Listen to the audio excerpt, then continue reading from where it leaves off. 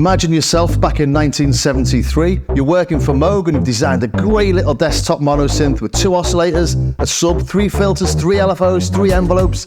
It's all designed to the limitations of 1970s tech, but it's gonna be an amazing little synth. Imagine also that your hobby is designing faster than light propulsion systems for your mate's little spaceships, one of which you try out over the weekend, and after a couple of hours you return back to Earth and have jumped 50 years into the future. Welcome to 2023. So that brilliant little synth that you designed never saw the light of day and you decided to bring it back to life.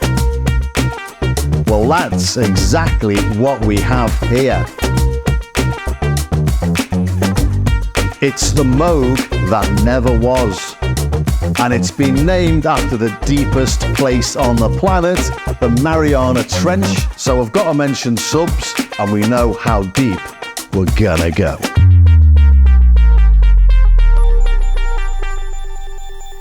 Well, that was an energetic start, wasn't it? Well, here it is, and like I say, it does look like something that's dropped out of the 70s design back then. I'll explain why a little bit more later. But I'll just run you through the interface here. What we've got is 2 synths. There's synth 1, and we've got the oscillators and the filters and the mixer, and then we go to the 3 LFOs, 3 envelopes, and a couple of random generators. Synth 2 is identical.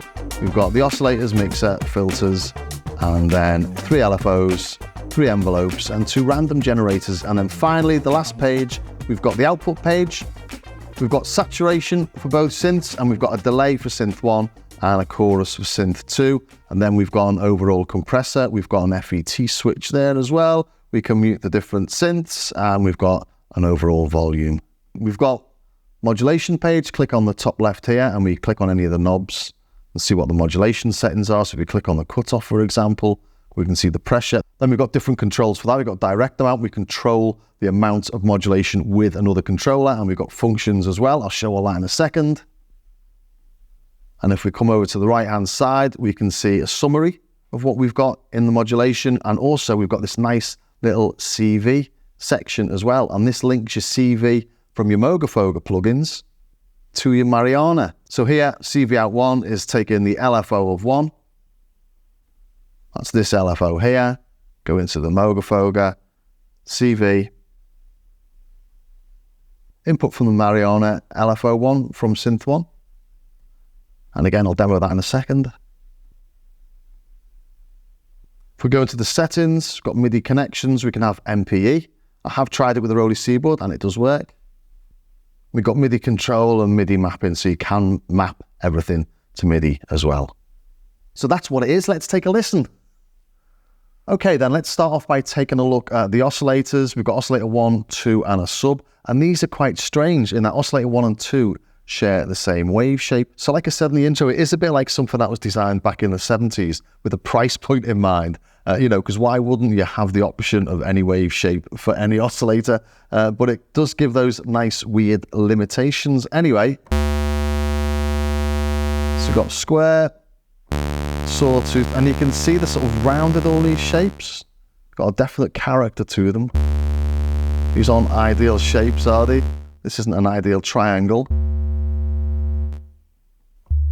But that's an ideal sign. But if we come back to the square, for example, or the pulse,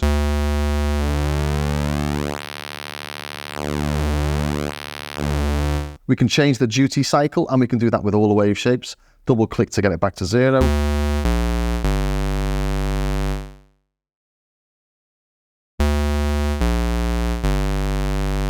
On the sawtooth, shark's tooth. So really flexible. Loads of tone shaping opportunities. And obviously all this is modulatable. We'll do modulation later. We've got sync.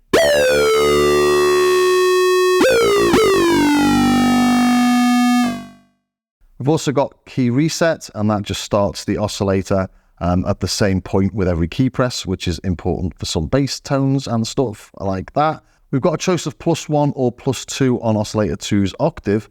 So another little weird limitation. Why wouldn't that go to +3 or +4 or -1? Like if you think about a mini Moog, you've got 32, 16, 8, 4, and 2. So you can have like a 4 octave spread. On this, you can only get a 2 octave spread. I mean, why would you do that on a bit of software? But again, it just makes it feel like it's a real synth. I suppose it is a real synth, just not an analog one. And the tuning is also a little bit weird. So we've got frequency of oscillator 1 and 2 on this knob. They're both turning, then oscillator detune on knob 2, or detune knob. Then if we bring the sub in, that's an octave below oscillator 1, but it's not linked. So if I detune oscillator 1, so at the minute it's basically linked to the 12 o'clock position. So if I detune oscillator 1, the sub won't change tuning, but oscillator 1 does.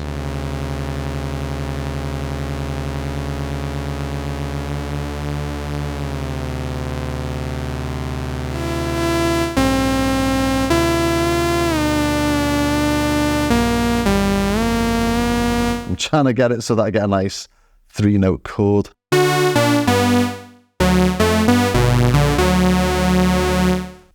So here we go, I'm playing 3 different notes with the 3 different oscillators. Oscillator 1, oscillator 2, and the sub. So I'm not quite in tune there, but you can hear I'm playing 3 different notes, and it's not as easy as it could be to. Holding control is giving me finer control of the tuning, but... So yeah, 3 oscillators, 3 tunes. So it is like a 3 oscillator synth, especially as you get a sawtooth with the sub. And then on top of that, we've got different phases for the sub and oscillator 2. So just bring them all in. We just get nice tonal variations. And of course, this is all modulatable. Other little things we've got on the voicing is we've got dual oscillator spread. So oscillator 1 and 2 are panned left and right.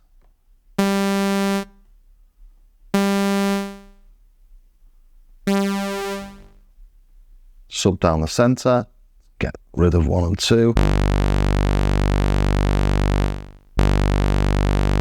So I'm trying to rattle through this pretty quickly because there's a lot in here. Let's listen to the noise then. Go to the noise.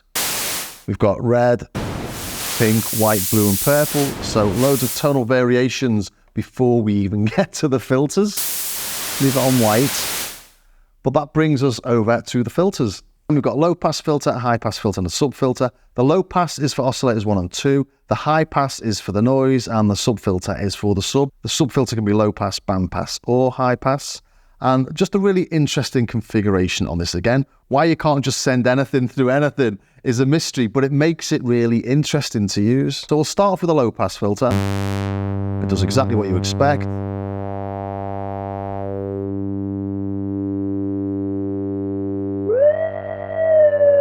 It's quite raucous, that, isn't it?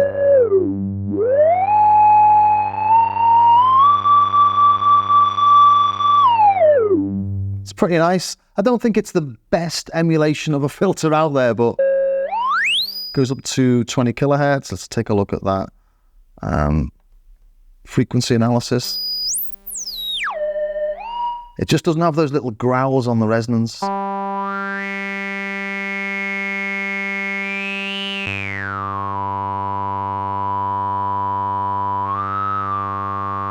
There, I'd expect a little bit more dare to think.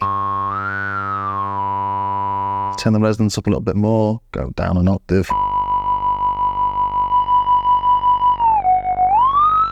Yeah, just as you introduce self-oscillation,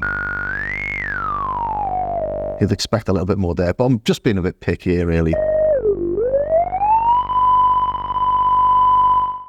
Then we've got the high pass, and this high pass is for the noise. But the noise normally goes through the low pass unless we bring the high pass filter in here, and I'll show that order in a minute, but we just bring noise in.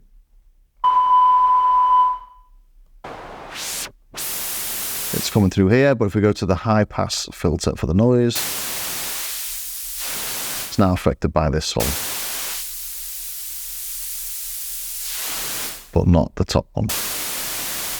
So, as I say, little bit weird.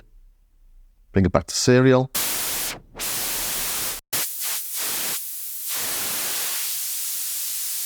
Then we've got the sub filter. So let's turn the sub up, noise down.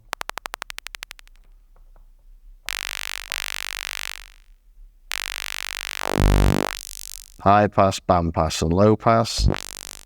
Won't bother playing all those. We know what they do, don't we? So, but the interesting thing here is this filter order and the oscillator crossover. It's quite hard to get your head around, actually. So if we listen to oscillator 1, turn the sub off.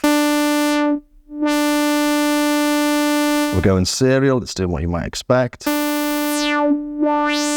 It's not affected by the sub filter. And when we bring it into parallel, it's still not affected by the sub filter. Parallel mode's a really odd one too. We're still trying to figure it out, really. But overall, what it's doing is giving loads of different tonal variations.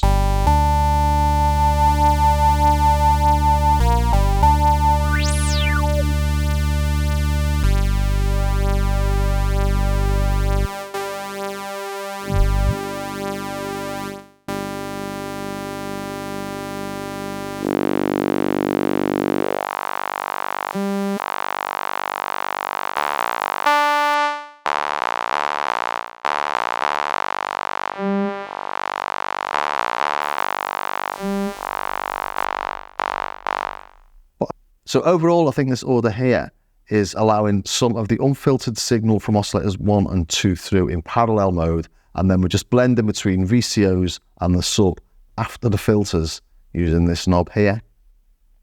But again, just a bit weird, something to try and get your head around. Okay, over to the LFOs and envelopes. I'm not going to linger too much on this. We've got 5 different wave shapes. You can change the phase, you can sync it to your DAW, and you can reset the LFO as you hit a key. So if we look at that, we can see, oops, it's getting a bit faster. It's resetting as I hit the key, and now it's not. Modulation envelope is a little bit more complex: delay, attack, hold, decay, sustain, and release. And then we've got 2 random generators as well with slew. So we all know what that all does, don't we? We know what envelopes do, we know what LFOs do. Don't want to spend too long looking at that. Okay, then over to the outputs. On both of the synths, we've got 3 types of saturation: tube, tape, and drive, which are increasingly more destructive.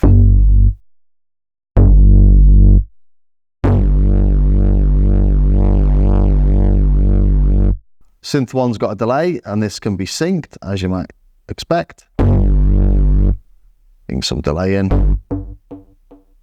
It doesn't go into mad feedback, so you're not going to get your space delays out of this.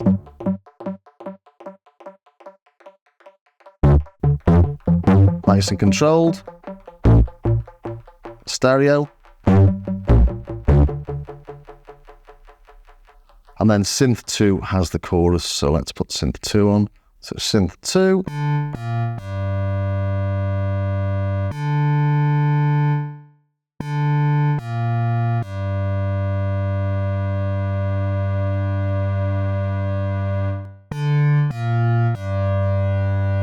Let's add a few more harmonics to that so we can hear what's going on.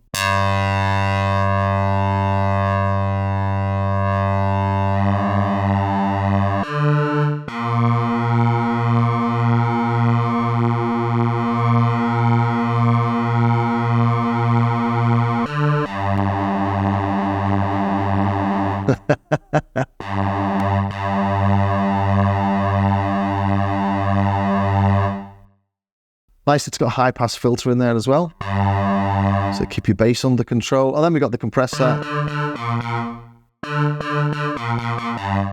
with the 4 main controls you'd expect.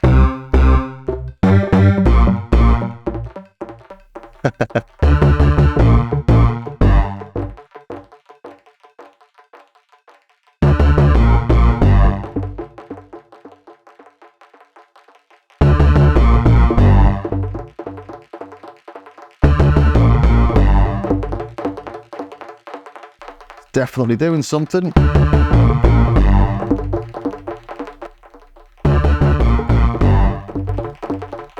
Let's take a quick look at the modulation then. If we go into this tone here, because it's got some modulation on the oscillator for the sync, click on there and we've got filter envelope. So the direct amount there is 100%. Let's turn that down. That's from the filter envelope. And, you know, we've got all these various controls here, so there's plenty to be played around with. And we can control that amount with another controller.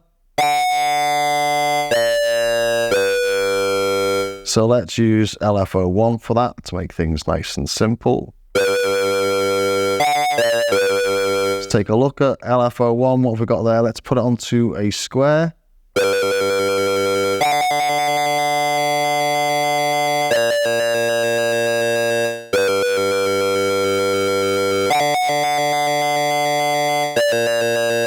So you can definitely hear now that the modulation amount is being modulated by a square LFO. And then we can further play around with that and bring in a function. Let's bring in slew.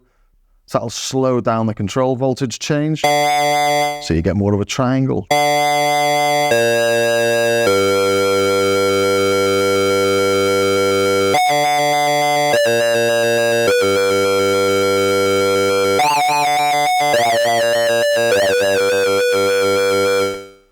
And you can add control from all sorts of places. So there's loads of things to play with in here, even though it's got these weird limitations like the filter order and single wave shape for the two oscillators, and the fact you can't blend between the wave shapes, for example, or not much control over the octave selector, or the frequency of oscillator 2 being linked to the frequency of oscillator 1, which makes it difficult to tune 3-note chords. There's still tons going on. So let's get this system bass up again, because this is nice. Okay, let's take a look at the CV control. So CV control here, this unit or this synth is Mariana RYKE. And then if we come over to this Moogerfooger, this is on the same channel. If we go to CV, this is QDTH. So we have identifiers for the two units in playing here, because you might have more than one of these Moogerfoogers, or you might have more than one Mariana in a mix.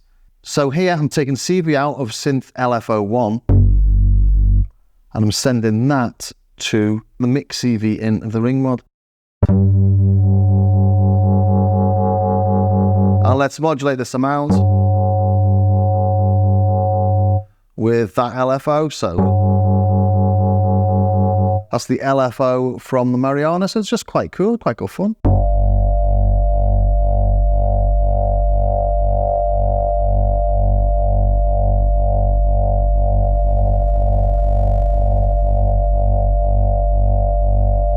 Nice that, isn't it?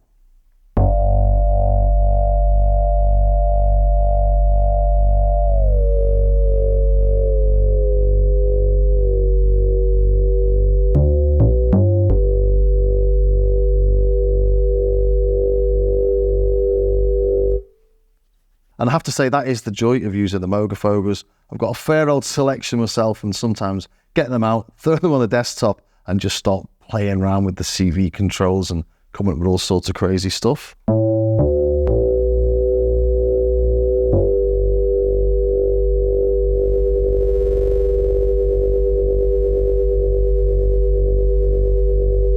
Nice. So there you have it, the Moog that never was. It's a fun little synth, and I love that you work within its restrictions. It really does make it feel like it's an emulation of a synth that never existed. I don't think it sounds as good as something like the Softube Model 72, and it doesn't have those little growls in the filter at the high resonance, but that doesn't really matter here. This is more about playing around with it, playing around with all that modulation, playing with the Moogerfooger CV ecosystem, and experimenting with it on its own terms, with its own sound design capabilities. And for the release price of $49, it's an absolute no-brainer. Well, I hope you enjoyed that, and if you did, please think about subscribing, ring the bell, join me over on Patreon, all that usual stuff. Take a look at my starskycar.com website, buy things, support the channel, or download the free stuff. Anyway, thanks for watching, and I'll see you next time.